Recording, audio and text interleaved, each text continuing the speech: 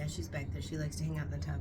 So I'm going to show you guys how I save a lot of money and do my own eyebrows. I don't know if a lot of people out there have thinning eyebrows, or like mine are 3 different colors. So it's like my natural hair color, and then there's always been some kind of blondish little ones that come in and out, which whatever. And then now I'm older, so I get like grays or whites poking through, which is so weird looking. So, and those are the unruly ones. The grays and the whites hairs are coarser and they kind of poke out, you know. So got it. This is what I do.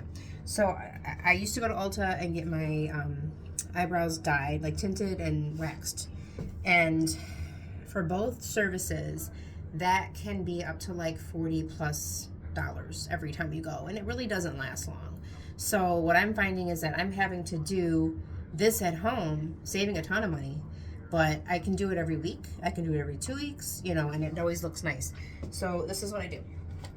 So I use a very inexpensive hair dye, but this one box is gonna last me probably 2 months at least. So this is just a regular, this is like a dark brown, so it kind of matches my hair, you know. I don't want to do black because I think that's too harsh for my skin to do black eyebrows. Let me flip this around. Okay, so I have my hair dye, and I use petroleum jelly. Let me zoom out. Yeah, it's just like Vaseline, whatever you want, whatever you have. And then I have a little, just like a little mouthwash cup with a few Q-tips. So what I do is I take the that's not a good angle. I'm so sorry. I'm not good at this. All right, so I'm going to show you what I'm doing as I do it. Q-tip. I'm going to get some Vaseline, and I'm going to go around the skin surrounding where I'm going to put the dye. It protects the skin, and it's easy to kind of blend or wash off if you get some on your skin. So this is what I do. You don't really need a ton of it, but you don't want to go directly on the hair. You kind of want to go just around it. And I just trace like the outline of my eyebrow. I get in between here because it just to kind of surround the whole area in case I mess up or something. All right, so I'm doing this side. I might need a tiny bit more for the top. Just do that. This, you're gonna do a line all the way around. I check this again because that's usually where I end up getting hair dye. All right, so we're gonna save that Q-tip, just put it aside, and then we still have 1 or 2 for the actual dyeing. So here's a little mouthwash Dixie cup thing. I'm gonna put a very tiny amount of developer in and a very tiny amount of the coloring, the colorant. So I will show you once I put them together what it looks like. Actually, probably put too much.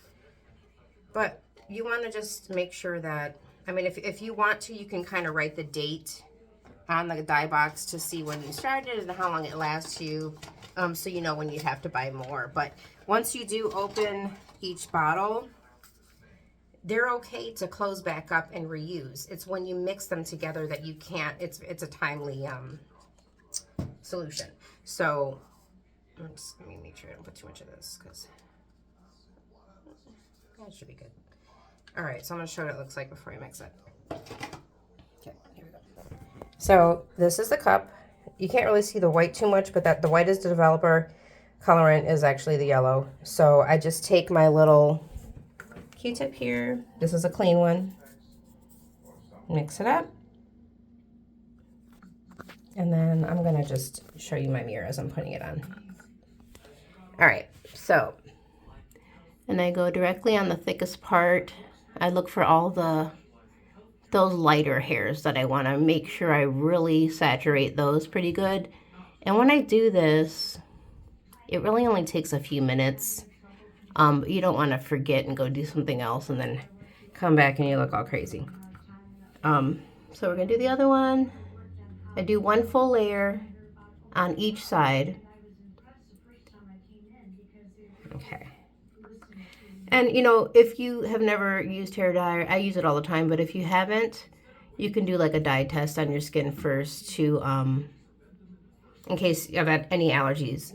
I've only ever had 1 big allergy, and it was by actually a newer color that's on the market that's not very cheap, but you just gotta kind of know what works for you and what doesn't. All right, so it's on there.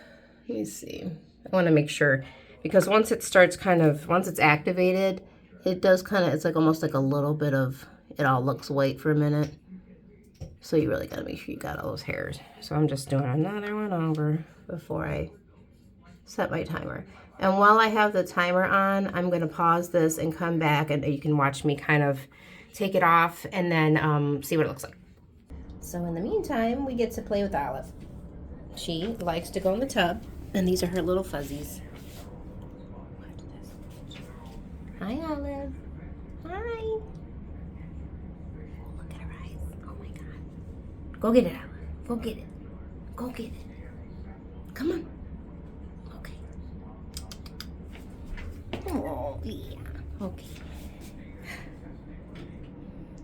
Olive. Okay. So, if you can see. Oh, hold on. Yeah. So, they're kind of already looking darker. It's only been a couple minutes.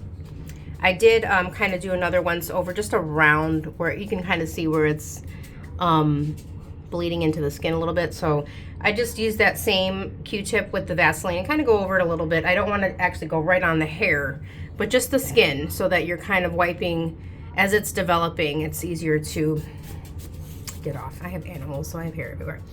All right, so I'm gonna, let's see, what's it looking like? I can see like one hair that I probably need to redo. So.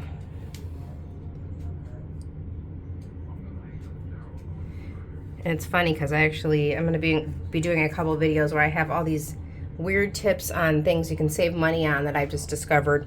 So in the meantime, I've gotten just like a regular Bounty paper towel, whatever you have. If you have makeup wipes, those are good. Baby wipes are fine. You don't want to have anything with like oil in it though, because you want to keep that dye on there. You know, you're going to wash your face, you're going to take a shower. You'll see as it starts to fade every day a little bit. So that's why I think weekly or a week and a half is about a good time to redo. So I have water on this paper towel. I'm going to go ahead and take this side off. So you just wipe it off. And let me flip this over. It's a little bit on my skin, but I don't know if you can already see, like, you know. So what I'm gonna do, I'm gonna take the other side off. I think I'm gonna redo this, maybe let it sit for 4 minutes and come back. Okay, so I did like 3.5 to 4 minutes on both sides. And as you can see, it's pretty even. It looks natural. So that's what you want. If you want to go ahead and do another layer or even draw in, that's up to you. If you prefer a darker color or a lighter color, that's really up to your hair color and what you prefer, what kind of makeup you like to use.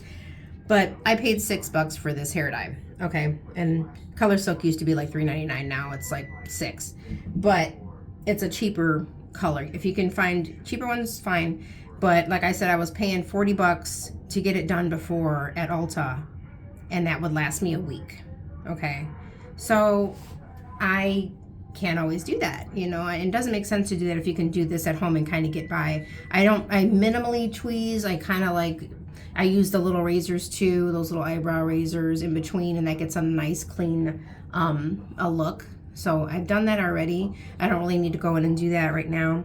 But when I dye my eyebrows, I get a little bit more fullness because I have some hair there. It's just the lighter pieces kind of, you know, make it look like I have some bald spots. So I do draw in on the times where I can't dye my eyebrows. So even if I got like 4 uses out of this box, I paid $6. So 4 times what, 39, 40 bucks at Ulta?